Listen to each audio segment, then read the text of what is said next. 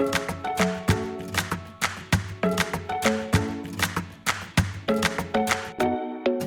right, so I'm very honored to be here, and I have a couple poems I would like to share, and I can connect to what you're saying about the frustrations of the world. And so I can go dark if I'm left alone unsupervised in here for too long. It's a very dangerous place. That's why we put teachers on the playground. You get to a certain age, and you know. So I decided my mantra for this year was going to be happy to be here. Yeah. Because talk about participation. Say happy. Happy. You're all smiling. Say puppy. Puppy. Happy puppy. Happy puppy. When the world gets you down, you just think of all those happy puppies out there, and your face will do some work for you. Yeah, and it's kind of, I remind myself. Over the summer, I did a little workshop with some seniors at our senior center, and I would think about all the things that I would bring home from work, and I'm like this, and then I make the coffee, and then I'm like this, And I'm sitting with senior citizens in our town, people in their late 80s, their 90s.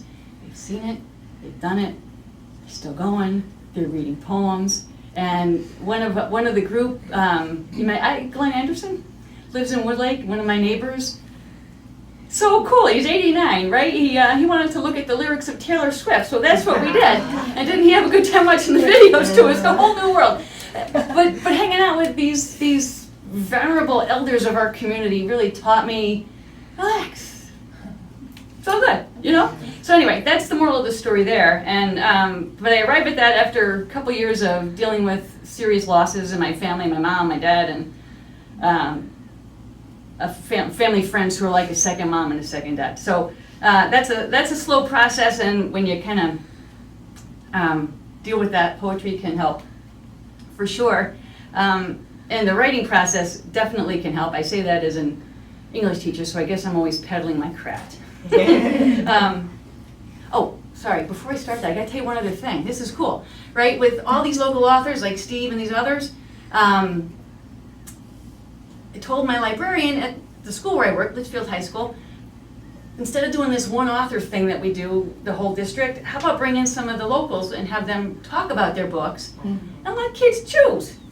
Now, I am nothing if not persistent, and he quit before he before I got on his nerves. Yes, I scored that one. And so the high school has got 4 different authors, local authors that they have invited, and from Woodbury and Waterbury. So I was just really thrilled about that, and who knew, right? Yeah. So Simon and Schuster, just you wait and see what we got here in town. Alrighty. So on that positive note, I getting to the end of this book, I wrote in honor of my dad. I would like to start with this positive note, and this little poem's called "Invisible Light." Stars descend from deep night.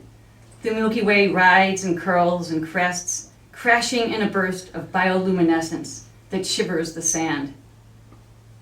Wind eradicates all evidence of daylight life that would distract our attention from all that curling, cresting, and crashing. From the edge of the earth, Atlas flexes his will, lowering his arms and putting the stars well within our reach. So reach.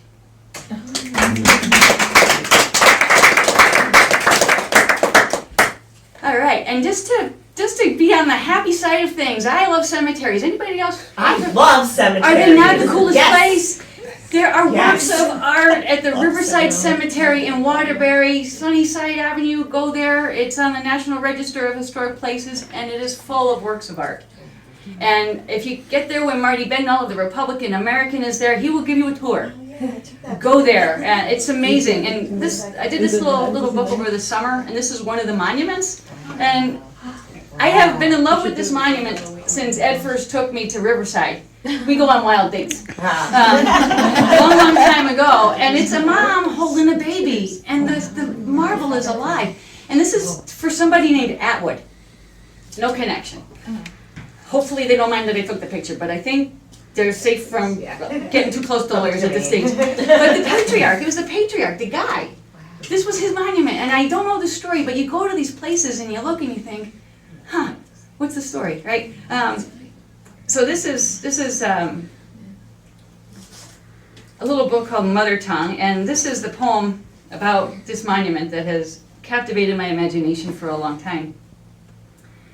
Bathed in autumn light, mother love, laughter, hydrangeas raise their faces to the sun, blossom and fade into pink and purple at the feet of this happy young mother, pouring sweet love into her baby smile, all love radiating, giving, and glowing.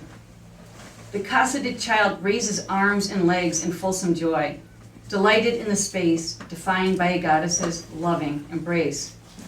Time has no purchase on a mother's love, each fleeting moment eternally held. Autumn leaves, spring and summer rains, soft snows, their marble likeness, buoyant as laughter. Gone a century, longer, happy, ever after.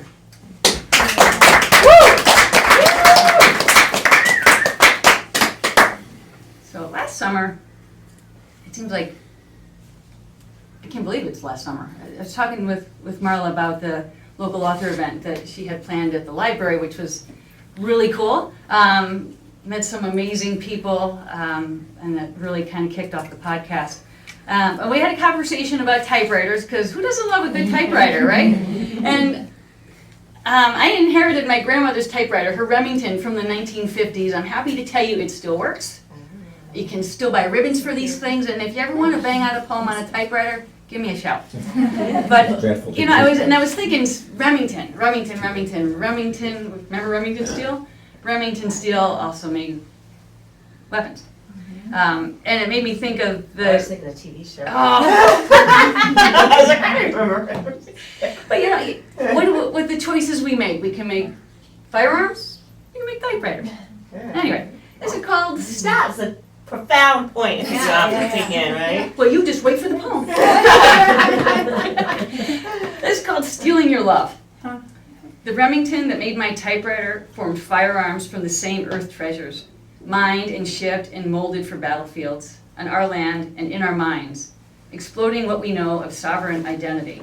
Forged steel twirled into hot trajectories, forged into letters that give shape to voice, messages challenging our right to be here or somewhere, vessels destined to return to earth, where hope and history might rhyme or die, where love and light might light the fuse of imagination. What cold metal would you have in your hand? How would it shape your love for this, our land? Yeah, it's dark as I've been tonight. Yeah. You go as dark as you want. Right? All right. We're transmuting it. What I discovered about sonnets is they fit on Instagram posts. Hence the sonnets. Anyhow, and I'll end here. And I wrote this poem after my little series. It was just 4 weeks of, well, there was one in the spring and one in the summer with the seniors at Woodbury Senior Center. And I have to say they won a major award.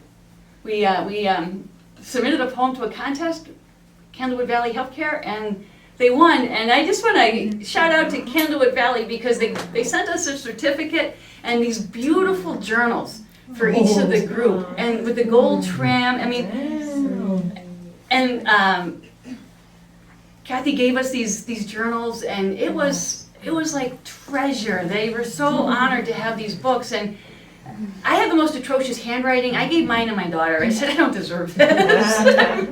Forget it. And but that kind of kindness, those things that go on in our world all the time, remind me. Happy to be here. And happy this. Puppy. Pardon? Happy puppy. Everybody, happy puppy. Happy puppy! All right. All right. And this is Any Morning in Woodbury. Making the bed before you leave the room, putting the breakfast things in the kitchen, opening the curtains to the morning light, lifting the blinds, straightening couch pillows, a show of order and purpose. Your gift to the day as you step onto the front porch, stretch your back, and lift your face to the sun as a raccoon and her young amble home. A deer, noticing your breath, continues watching, the eye contact her gift to your day, a celebration of solitude. Set to music by Jay's Just Now Awakening. You drive off in silence, the windows down, alive in the peace your heart has found. Thank you.